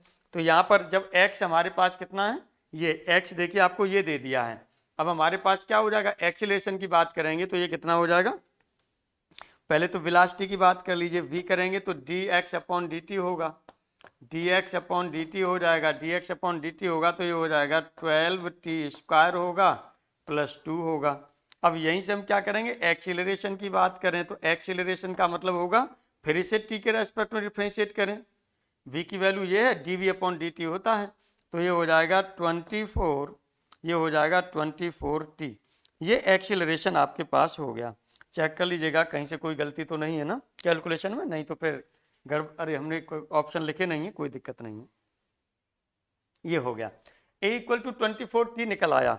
अब आपसे क्या कहा जा रहा है, एवरेज एक्सीलरेशन की बात की जा रही है। तो एवरेज एक्सीलरेशन के लिए आप क्या करेंगे, मैं इसे यहाँ पर चलिए आगे पेज ले रहा हूँ। एवरेज एक्सीलरेशन के लिए क्या करेंगे, तो एवरेज एक्सीलरेशन इन 4th सेकंड ये हम बात कर रहे थे यहाँ पर। तो यहाँ पर हमने क्या बताया था, हमने कहा था कि यहाँ पर पहले आप एक्सीलरेशन लेंगे, एक्सीलरेशन इन कौन से में, जो 3 सेकंड्स, जो 3 सेकंड में लास्ट में था, या हम कह सकते हैं यहाँ पर 3rd सेकंड, ठीक है। तो चलिए हमने यहाँ पर लिख दिया 3rd सेकंड लिख दिया, प्लस और होगा यहाँ पर 4th सेकंड लिख दिया, और इसका अपॉन हमने क्या कर दिया 2। अब यहाँ पर लगा दीजिएगा, एक्सीलरेशन 3 सेकंड की बात कर रहे हैं तो पीछे कितना था, 24t था शायद, 24t, तो लगा दीजिएगा। यहाँ पर इसकी बात करेंगे तो ये 24 इंटू 3 हो जाएगा इसके लिए एक्सीलरेशन, प्लस 4th के लिए कितना होगा, 24 इंटू 4 होगा, और अपॉन हो जाएगा 2, यहाँ से 24 आपका ये बाहर हो जाएगा। अब यहाँ से आप इसे डिवाइड कर लीजिएगा तो ये हो जाएगा आपके पास 24 बार हो जाएगा, और ये हो जाएगा आपके पास 7, 7 चौका 28 हो जाएगा, 7 दूनी 14, 14 और 2 16/2 हो गया। इस तरह से ये हो जाएगा 84 मीटर पर सेकंड स्क्वायर, 84 मीटर पर सेकंड स्क्वायर। अब चलिए यहाँ पर अब आपका क्या होगा, यहाँ पर हम एक चीज यहाँ पर और बात करते हैं कि कोई भी हमारे पास पार्टिकल है, कोई भी हमारे पास पार्टिकल होगा तो कुछ समय में कुछ वो करेगा, कुछ समय में कुछ बिलोंग करेगा, ये चीजें हैं आपकी, है ना। अब यहाँ पर देखिएगा एक्सीलरेशन से रिलेटेड और भी हम लोग बातचीत कर सकते हैं, लेकिन अभी हम लोग जो बात करें थोड़ा सा हम बात करते हैं किस पर, जो आपका वो प्रोसेस है कि जैसे इक्वेशन ऑफ जो मोशन की बात करें, है ना, और इक्वेशन ऑफ मोशन से पहले हम लोग थोड़ा सा जो बात करेंगे वो न्यूटन्स लॉ पर भी बात करेंगे। न्यूटन्स लॉ, फिर मोशन की इक्वेशंस क्या होती हैं, है ना, गति की समीकरण क्या होती हैं, उन पर बात करें, क्योंकि ये आपकी पूरे डायनामिक्स में यूज होंगी, पूरे डायनामिक्स में वो आपकी क्या होंगी, यूज होंगी, इसलिए वो आपको तैयार करना जरूरी है, वो तैयार करना आपका जरूरी है। तो चलिए यहाँ पर हम लोग बात करते हैं पहले Newton's first law of motion. Newton's first law of motion ये क्या होता है, न्यूटन्स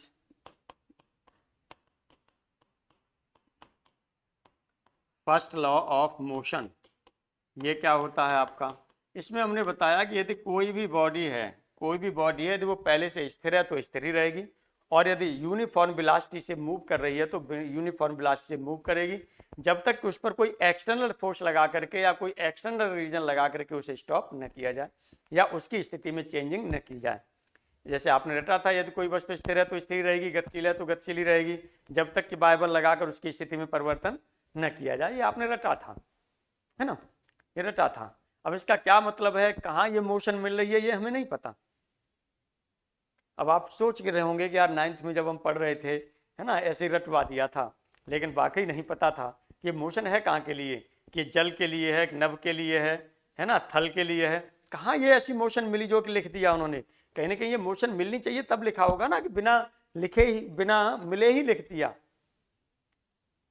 तो यहीं पर मामला हमारा क्या है, बच जाता है। हम क्या कहते हैं, जैसे कहते हैं कि जैसे साइकिल चल रही है ना, अब आपसे एक क्वेश्चन आता है कि साइकिल चल रही है, साइकिल चल रही है तो उसे यूनिफॉर्म वेलोसिटी से चलती है, अब जब आप रोक देते हैं तो रुक जाती है, तो आप कहते हैं फ्रिक्शन काम कर रहा है पृथ्वी का। तो पृथ्वी पर तो नहीं मिली ना मोशन, फिर वो मोशन मिल कहाँ रही है, बात ये आती है।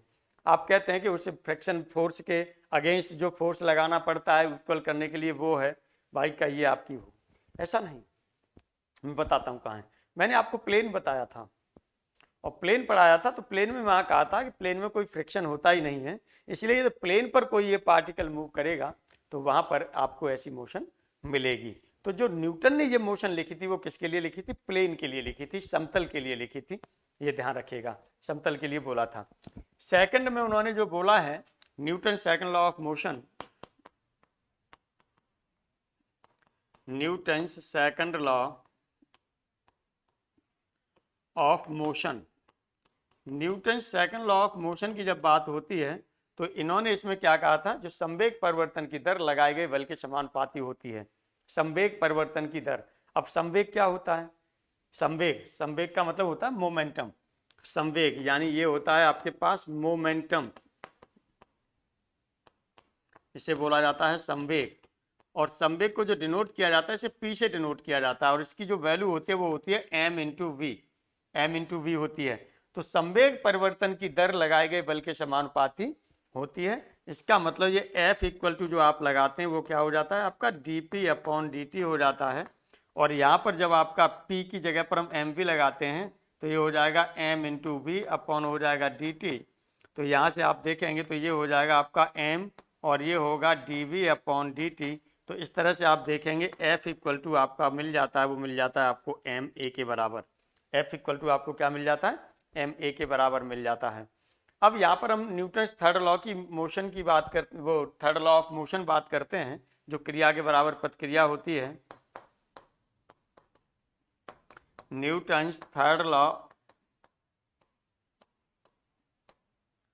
लॉ ऑफ मोशन, न्यूटन के थर्ड लॉ की बात कर रहे हैं हम, मोशन का जो थर्ड लॉ है इसकी बात कर रहे हैं। ये क्या होता है, जैसे कोई भी हमारे पास, जैसे सपोज कर लीजिएगा कि ये कोई टेबल हमारे पास है, ये टेबल है, इसमें ये चार पावा आपने दिखा दिया, ये दिखा दिए चार पावे पर रखी हुई है, और यहाँ पर कोई यदि ये बुक रखी है तो ये बुक क्या होती है, इस पर एक फोर्स लगाती है एम जी के बराबर जितना ये होता है, और जितना फोर्स ये लगाती है उतना ही ये टेबल इस पर ऊपर की ओर लगाती है। इसे रिएक्शन फोर्स बोला जाता है। ये फोर्स है आपके पास एक्शन और ये आपके पास है आर, इसे क्या बोला जाता है? रिएक्शन बोला जाता है। ये रिएक्शन फोर्स लगाती है और ये किसके बराबर होगा? इसी के mg के ही इक्वल होता है, रिएक्शन के बराबर होता है। यानी प्रत्येक वस्तु क्या होती है? जब, अब ध्यान दीजिएगा, ये कब आपका लग रहा है? जब ये दोनों बॉडी एक दूसरे के कांटेक्ट में है तभी ये काम करेगा, अदरवाइज काम नहीं कर रहा, कोई मतलब नहीं। भाई एक दूसरे के कांटेक्ट में आएंगे तभी काम करेगा ना।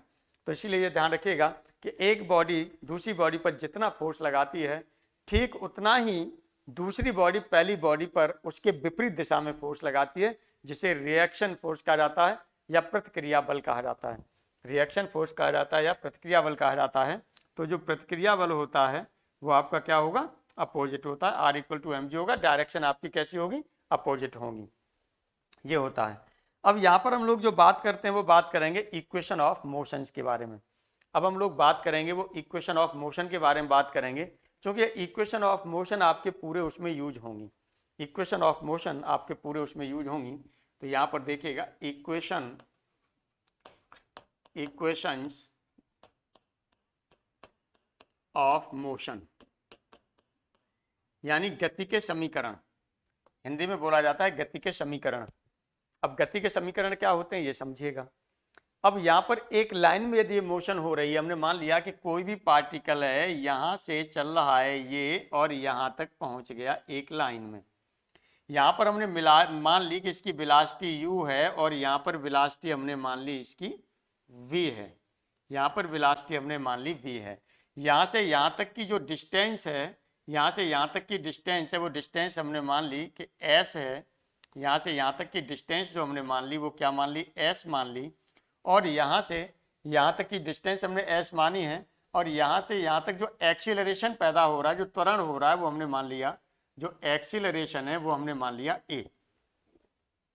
अब ध्यान दीजिएगा, यहीं पर आपका जो है रिटार्डेशन भी होता है, मंदन। वो क्या होता है? जो त्वरण का ऋणात्मक मान होता है, यानी वेलोसिटी बढ़ती है तब एक्सीलरेशन होता है और जब वेलोसिटी घटती है तो रिटार्डेशन होता है, उसे मंदन बोला जाता है, उसे मंदन बोला जाता है। ये हो गया। और यहाँ पर एक्सीलरेशन आपने क्या मान लिया? a मान लिया। अब यहाँ पर जो इनमें जो फॉर्मूला वो होता है, तो पहला आप याद रखेंगे कि v बराबर जो होता है ये होता है u प्लस at। ध्यान दीजिएगा, यहाँ से यहाँ तक जाने में जो इसको समय लगा है, वो समय लगा है, वो कितना लगा है? t लगा है। तब यदि इनमें रिलेशन देखा जाए तो v इक्वल टू होता है आपके पास u प्लस at होता है। अब एक रिलेशन आपके पास ये होता है s equal to u t plus half g t, ये हाफ ए टी स्क्वायर होता है, ये होता है ना भाई। इसमें से दे दिया जाए चीज यही है, यही तीनों चीज इन्वॉल्व होंगी, जो जो दे दिए जाएंगे वो आप रिलेशन लगा लेंगे। अब यहाँ पर आपका क्या है? एक लास्ट आपका होता है v square equal to u square plus 2as। एक ये रिलेशन होता है, तीन ये रिलेशन होते हैं। एक रिलेशन और होता है कि जैसे टी सेकंड में दूरी, जैसे यहाँ से यहाँ तक टी सेकंड टाइम लग रहा था, अब ये कहा जाए कि यहाँ से टी सेकंड में कितनी डिस्टेंस चला, ये टी सेकंड में ये कितनी डिस्टेंस चला है वो हमें पता करिए। तो यहाँ पर हम लिया डिस्टेंस यहाँ पर हमने ले लिया distance covered in teeth second, यानी टीवे सेकंड में कितनी डिस्टेंस चला है। तो इसके लिए ध्यान दीजिएगा, या इसे हम एस से डिनोट कर दें, इसे हम किससे डिनोट कर दें? एस से डिनोट कर देते हैं। ये एस से डिनोट कर दिया, एस इक्वल टू ये होता है यू प्लस यहाँ पर होता है हाफ और होता है ए और ब्रैकेट में होता है 2t माइनस 1। ये होता है ए और ये होता है 2t माइनस 1। ये भी आप ध्यान रखिएगा, ये रिलेटेड भी कभी कभार एग्जाम में पूछा जा सकता है क्वेश्चन, इनसे रिलेटेड भी, ये आपको ध्यान रखना है। देखिए एग्जाम्पल यदि यहाँ पर लेना चाहें तो एक एग्जाम्पल भी हम लोग ले लेते हैं कि कोई भी हमारे पास एक पार्टिकल है। चलिए एक एग्जाम्पल ले लेते हैं। यहीं पर कोई हमारे पास पार्टिकल है, ये तो यूज होंगे ही, ये तो अक्सर यूज होंगे, लेकिन हो सकता है ये न यूज हो, इसलिए इस पर एग्जाम्पल ले रहा हूँ मैं, इस पर, ठीक है। ऊपर वाले तो आगे आएंगे तो यूज होंगे, वो तो हर ज़्यादातर यूज होते रहेंगे ऊपर वाली क्वेश्चन। हो सकता है ये स्पेशली इस पर क्वेश्चन पूछा जाए तभी यूज होगा, नहीं तो बड़ा मुश्किल हो जाता है। चलिए एग्जाम्पल हम लोग यहाँ पर बात कर रहे हैं। ये हमने कहा कि एक हमारे पास पार्टिकल है, कोई भी हमारे पास पार्टिकल है, ये पार्टिकल हमने ले लिया और हमने ले लिया कि ये 1 सेकंड, इन 1 सेकंड में जो है ये 20 मीटर डिस्टेंस चल लेता है 1 सेकंड में, ठीक है। या हमने कहा ये 1 सेकंड में, यानी 1वें सेकंड में जो चलता है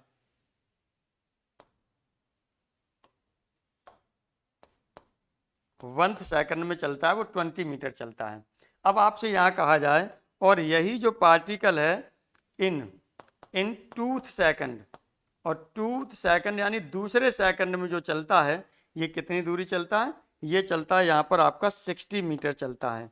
और कहा जा रहा है कि जो एक्सीलरेशन है दोनों में सेम है, जो एक्सीलरेशन यहाँ है वही एक्सीलरेशन यहाँ पर है।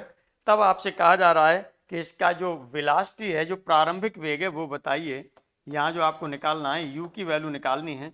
ध्यान रखिएगा यहाँ पर हमने बताया था u जो है वो आपकी क्या है, ये इनिशियल वेलोसिटी है, यानी इसे बोला जाता है प्रारंभिक वेग है ना। और लास्ट में वेग कौन सा हो रहा था, v हो रहा था। तो v को जो आप लिखेंगे, इसे लिखेंगे आप इनिशियल वेलोसिटी, ये आपकी होती है फाइनल वेलोसिटी, यानी इसे बोला जाता है, वो क्या बोलेंगे, इसे डिनोट करेंगे अंतिम वेग से, इसे बोला जाएगा अंतिम वेग, ये बोला जाएगा। ये हो गया आपका। अब यहाँ पर आपसे जो कहा जा रहा है, यहाँ पर अब क्वेश्चन में जो आपसे कहा जा रहा है, ध्यान दीजिएगा, ए एक्सीलरेशन है, ए यहाँ पर हमने बताया ही था एक्सीलरेशन है, एस आपकी डिस्टेंस है ना।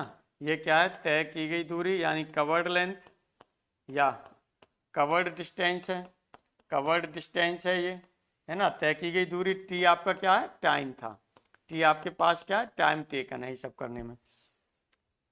ये लिया था, यही बताया था, मुंह से बोला था, लिखा नहीं था, वो लिख भी दिया मैंने, अब कोई दिक्कत वाली बात नहीं।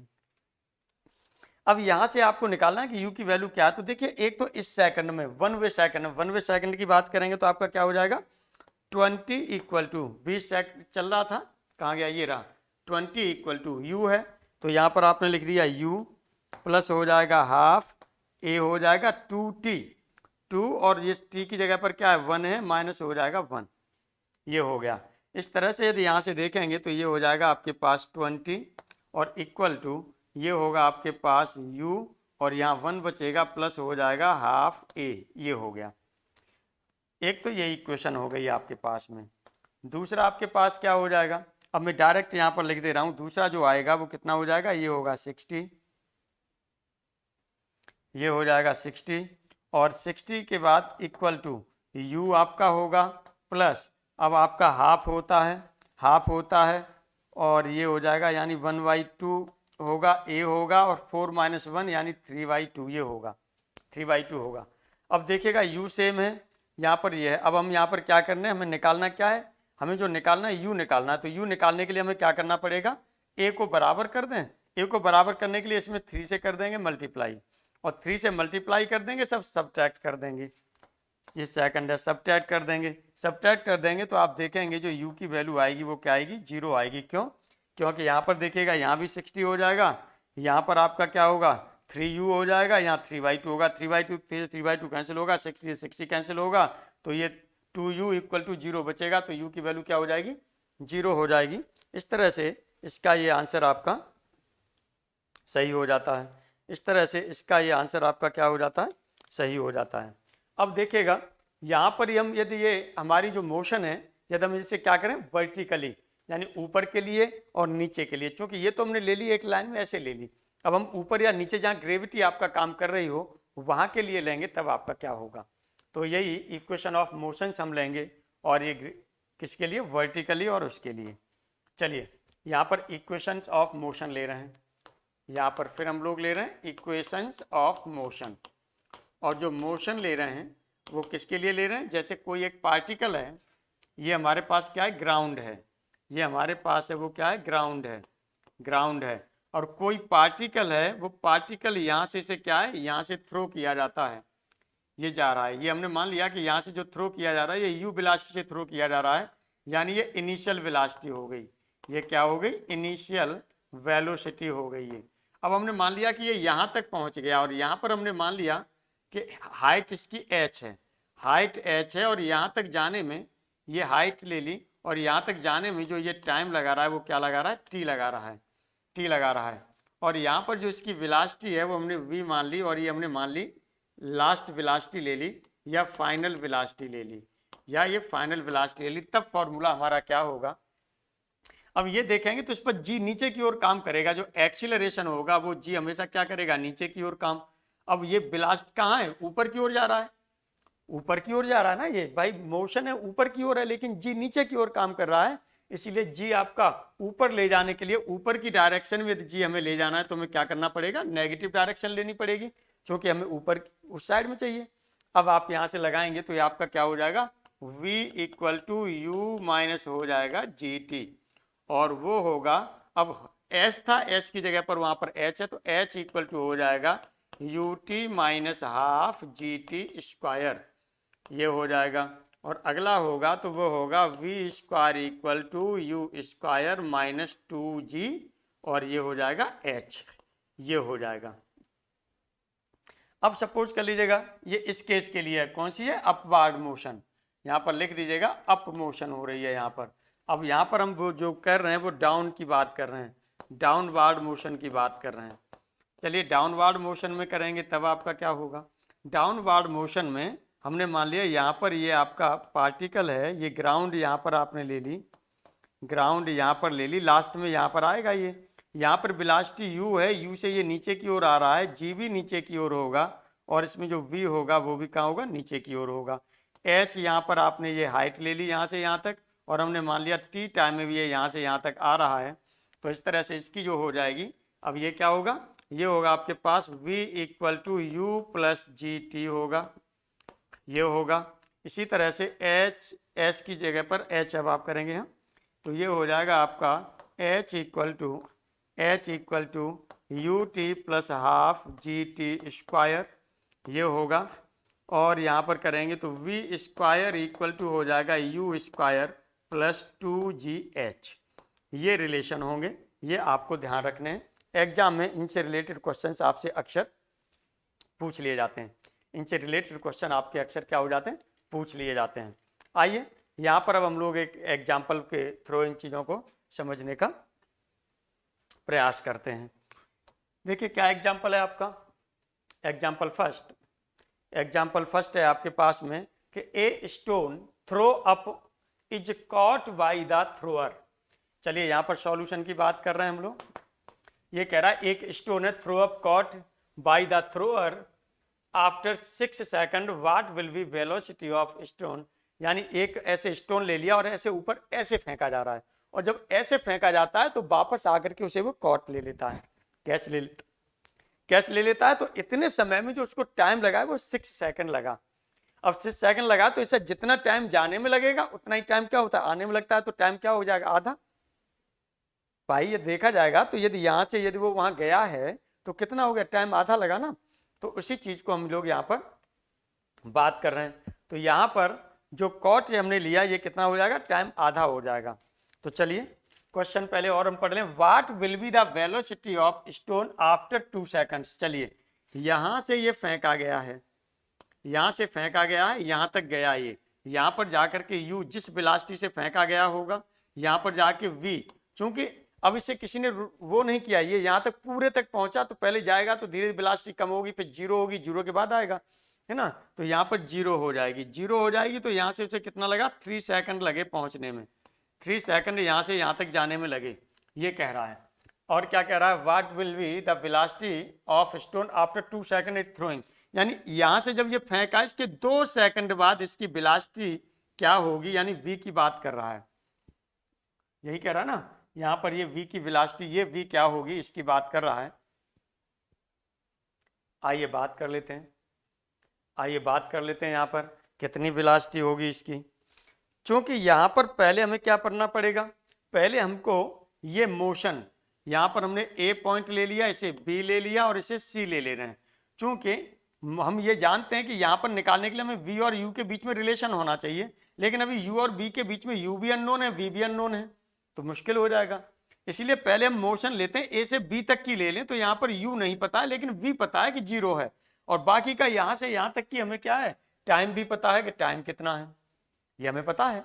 तो इसीलिए हमने यहाँ पर ले लिया फॉर मोशन हमने ले लिया ए टू बी के लिए लेंगे, तो यहाँ से क्या हो जाएगा, ये होता है आपके पास v इक्वल टू जी ऊपर की ओर जा रहा है वैसे, है ना, तो यहाँ पर हो जाएगा आपका u माइनस, और ये होगा आपके पास gt। v की वैल्यू आपके पास 0 है, u आपको निकालना है, माइनस g हो गया, t की वैल्यू जो हो रही है वो t की वैल्यू कितना लग रहा है, 3 टाइम लग रहा है। इस तरह से देखेंगे तो u इक्वल टू आपका हो गया 3g। u की वैल्यू आपको पता चल गई है 3g के बराबर है। अब ये पता चल गया तो अब ये निकाल सकते हैं हम मोशन आराम से। अब यहाँ पर हम निकाल सकते हैं फॉर मोशन ए टू सी, इसी के लिए पूछ रहा है क्योंकि 2 सेकंड बाद की बात कर रहा है। यहाँ से जो आपको टाइम लग रहा है ये 2 सेकंड टाइम लग रहा है यहाँ से लेकर के यहाँ तक। तो चलिए अब यहाँ पर क्या हो जाएगा आपका, ये फिर आप लगाएंगे वही v equal to u minus g t होगा v। अब v तो आपसे यहाँ लास्ट वाला ये पूछा ही जा रहा है, इक्वल टू u की वैल्यू आपने निकाली है, वो कितनी निकाली है, 3g निकाली है, माइनस ये हो गया g, और टाइम कितना 2 सेकंड, 2 ले लिया, तो v इक्वल टू कितना हो जाएगा, g हो गया। g का मतलब क्या हो गया, 9.8 मीटर पर सेकंड स्क्वायर। यानी आप देखेंगे तो ऑप्शन आपके पास जो सही है वो फर्स्ट ऑप्शन सही आंसर है, वो फर्स्ट ऑप्शन आपके पास सही आंसर है। वीडियो बढ़ रहा है, चलिए 1-2 क्वेश्चन छोटा सा और ले ले रहा हूं मैं। आइए आगे अब हम लोग बात करते हैं, सॉल्यूशन की बात करते हैं। सॉल्यूशन में a body of mass m falls from rest thrown a height 1 kilometre under gravitational acceleration. यानी ये देखिएगा यहाँ पर कोई बॉडी है और इसकी वो कह रहा है m मास की बॉडी है, और ये अंडर ग्रेविटेशनल नीचे इसे क्या किया जा रहा है, थ्रो किया जा रहा है, फेंका जा रहा है, फॉल्स गिराई जा रही है, छोड़ा जा रहा है रेस्ट से, यानी u इक्वल टू 0 से ये छोड़ा जा रहा है। थ्रोन ए हाइट 1 किलोमीटर, ये 1 किलोमीटर आपको हाइट दे दी है, ये 1 किलोमीटर, इसका मतलब ये हो जाएगा 1000 मीटर हो जाएगा। अब क्या कह रहा है, और जो ग्रेविटेशनल एक्सीलरेशन दे दिया है जो नीचे की साइड में वो 10 मीटर पर सेकंड स्क्वायर दे दिया है, is then brought to rest. अब इसे रेस्ट में लाने के लिए, अब यहां से ये रेस्ट में लाया, रेस्ट में लाने के लिए क्या किया, ये rest by penetrating through a depth, यानी यहां पर डेप्थ 200 मीटर इनटू सैंड, यानी ये ग्राउंड आया, ग्राउंड पर यहां पर क्या ये सैंड रखी है, ये सैंड है, ये सैंड है। अब यहां पर जब ये अंदर ये 200 मीटर आ गया, ये 200 मीटर आ गया अंदर, है ना, तब आकर के यहाँ पर v इक्वल टू जो हो जाएगी वो 0 हो जाएगी। अब इसके लिए देखिए एक मोशन आपसे a से b के लिए हो गई, अब एक मोशन होगी वो b से कहाँ तक के लिए होगी, c के लिए होगी, क्योंकि यहाँ मीडियम एयर है, यहाँ पर मीडियम सैंड है। तो जो यहाँ पर वेलोसिटी होगी इसकी, वो इसके लिए इनिशियल वेलोसिटी का काम करेगी, और फाइनल वेलोसिटी यहाँ पर 0 है, फाइनल वेलोसिटी आपकी 0 है। तो पूछ क्या रहा, the average the acceleration of the body during penetration into sand, यानी यहाँ पर ये मंदन पूछ रहा है। हमने बताया कि वेलोसिटी घट रही है तो यहाँ पर आपका क्या होगा, मंदन होगा, है ना, यानी रिटार्डेशन होगा। चलिए तो यहाँ पर हम लोग बात कर लेते हैं। तो H इक्वल टू यहाँ से क्या हो जाएगा आपके पास, H इक्वल टू H की जो वैल्यू दी गई है उन्हें लिख नहीं रहा हूँ, नहीं तो पहले आप आराम से लिख भी सकते हैं। तो H इक्वल टू आपके पास है, ये होता है UT, और ये नीचे की ओर है तो हाफ हो जाएगा GT स्क्वायर, ये हो गया। अब यहाँ पर आपका क्या हो जाएगा, H आपका 1000 हो गया, 1000 किलोमीटर है, U 0 था, प्लस ये हो जाएगा हाफ, G की वैल्यू आपने क्या ली है, 10 ली है, और यहाँ पर 1 मिनट हमें तो V लेना था तो फालतू में ले गए इसको, V लेना था ना हमको, टाइम नहीं लेना, V लेना, सॉरी इसे नहीं लेना, वो V पूछ रहा है यहाँ पर, जो हमें निकालना है वो V निकालना है, H निकाल गए गलती से, कोई बात नहीं। तो इसके लिए आपका क्या होता है, V square equal to U square minus 2GH, ये होता है। अब V स्क्वायर यहाँ पर आपने लगाया तो V स्क्वायर, तो यहाँ पर हमें पता नहीं है क्या है, V निकालना है हमको, तो V square equal to U की वैल्यू 0 है, माइनस 2, G की वैल्यू आपके पास कितनी है, लेकिन यहाँ पर ये नीचे की ओर मोशन है तो प्लस जी एच 2GH होगी, तो ये प्लस हो जाएगा। जी की वैल्यू 10 है और एच की वैल्यू है आपके पास वो कितनी है 1000 है। इस तरह से वी स्क्वायर की वैल्यू होगी वो कितना हो जाएगा 20,000 हो जाएगा, यानी 2/40 ये हो गया। ये किस मोशन के लिए है? ये मोशन है आपकी ए टू बी के लिए, ए से बी की मोशन तक के लिए है ये ध्यान रखिएगा। अब यहाँ पर हम जो ले रहे हैं मोशन, अब यहाँ पर जो हम ले रहे हैं मोशन फॉर कहाँ से ले रहे हैं, बी से लेकर के, ये बी से लेकर के बी टू कितना हो जाएगा सी, इसके लिए ले रहे हैं। यहाँ पर जब लेंगे तो हमें निकालना क्या था, यहाँ से हमें जो निकालना है एक्सीलरेशन निकालना है। तो देखिए यहाँ से हमें एच मालूम है, यानी डिस्टेंस मालूम है। अब एक्सीलरेशन होगा, अब यहाँ जी काम नहीं करेगा, यहाँ पर इसका एक्सीलरेशन काम करेगा। यहाँ से ये हमें इनिशियल वी स्क्वायर यहाँ लगा दीजिएगा, तो ये हम जानते हैं कि वी स्क्वायर इक्वल टू होता है यू स्क्वायर। अब नीचे चूंकि सैंड में जा रहा है, रजिस्ट्रेशन वो हो रहा है, रिटार्डेशन हो रहा है, तो माइनस हो जाएगा 2AS। अब यहाँ पर आप देखिएगा वी स्क्वायर ये अंतिम वेलोसिटी की बात की जा रही है। यहाँ पर जो u की वैल्यू होगी, यहाँ पर इस मोशन के लिए जो u स्क्वायर होगा वो कितना हो जाएगा 20,000 होगा, यानी वी स्क्वायर, वी की वैल्यू तो आपकी कितनी है 0 है, और ये हो गया 20,000 माइनस 2A और S की वैल्यू हो गई 200। तो यहाँ से देखिएगा A की वैल्यू निकालेंगे तो कितना हो जाएगा 20,000 अपॉन हो जाएगा 400, यहाँ से 2 0 कैंसिल, यहाँ से ये होगा तो 50। इस तरह से ये हो जाएगा 50 मीटर पर सेकंड स्क्वायर। ये रिटार्डेशन है और वो रिटार्डेशन की ही बात कर रहा है, यानी डी एक्सीलरेशन की बात कर रहा है, डिसेलरेशन की। ठीक है, तो ये आपका कौन सा ऑप्शन सही हो जाएगा, फर्स्ट ऑप्शन आपका सही आंसर हो जाएगा।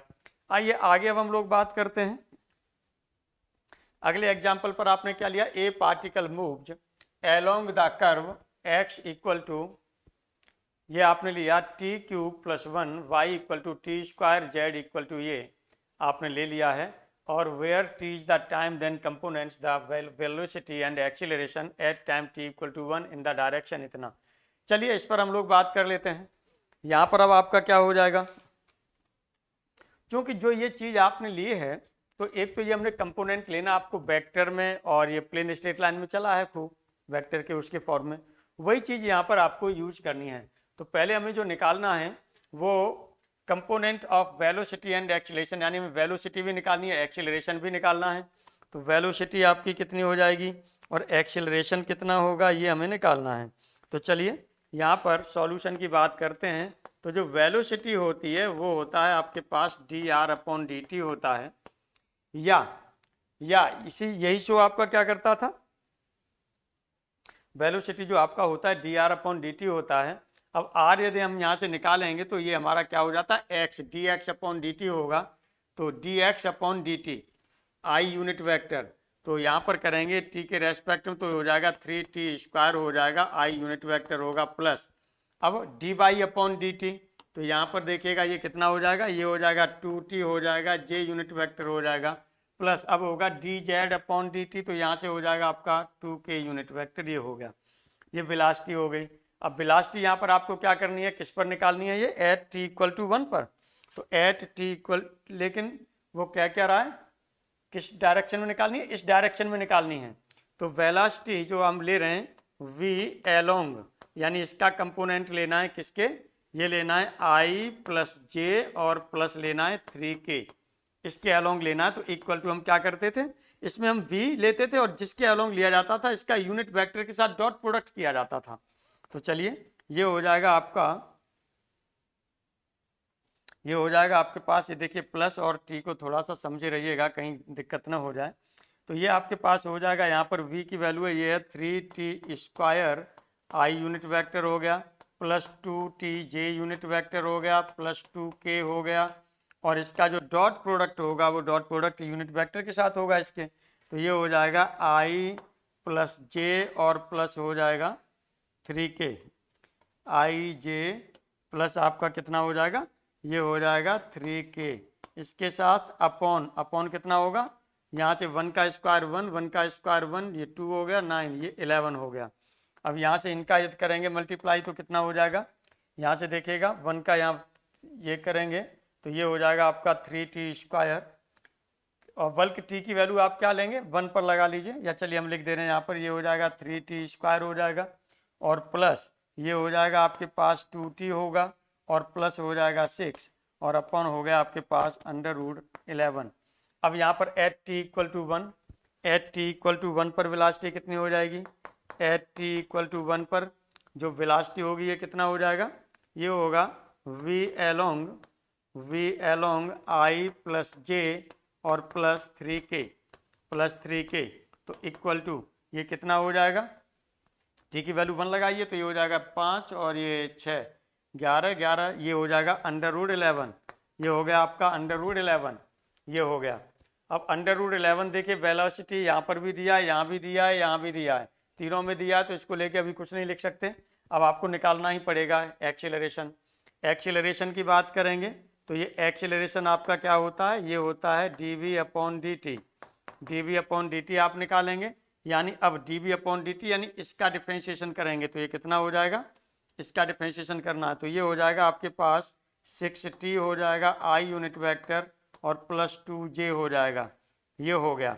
अब एलोंग निकालेंगे इसी तरह से जैसे इसका निकाले थे वैसे इसको भी निकालेंगे, तो ये वैल्यू जो निकल के आएगी ये वाली वैल्यू दूसरी है 8/√11 निकल के आएगी, ये ध्यान रखिएगा 8/√11 निकल के आएगी। इस तरह से जो आपके पास ऑप्शन सही होगा वो कौन सा ऑप्शन सही होगा, फर्स्ट ऑप्शन आपका सही आंसर होगा। अब आज की क्लास हम लोग यहीं पर ऑफ करते हैं। Thank you very much.